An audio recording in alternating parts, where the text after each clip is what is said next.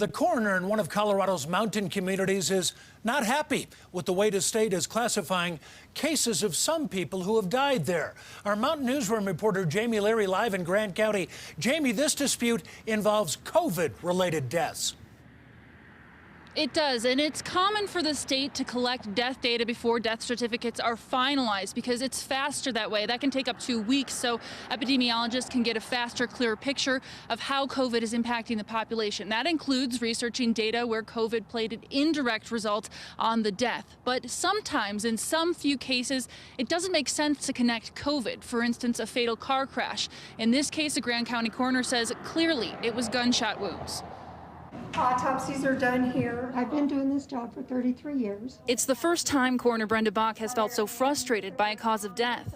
These two people had tested positive for COVID, but that's not what killed them. The gunshot wound is what killed them. I had not even finished my investigation. When the state listed the gunshot victims as dying with COVID, the state classifies COVID deaths in two ways. A death due to COVID, where it was the underlying cause. The second is a death with COVID, where there was a positive test, but it wasn't listed as a cause of death. Colorado's reporting 4,156 COVID deaths. They say actually deaths among cases. And then they show 3,230 deaths due to COVID.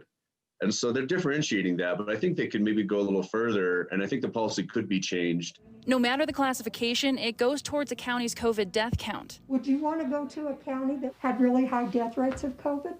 I wouldn't. For rural communities, even 2 deaths can hurt perception. If they could let the coroners weigh in, just take a little bit of time and make that determination early on, you don't have those big swings in numbers that might really alarm our population. I realize, yes, you're trying to keep count of the numbers, but you've got to do it right. And these people did not die of COVID. She reached out to the state a week ago and has yet to hear back. She hopes her story influences others to speak up so that it can change the way that data is collected and reported. Live in Kremlin, Jamie Leary, CBS 4 Mountain Newsroom.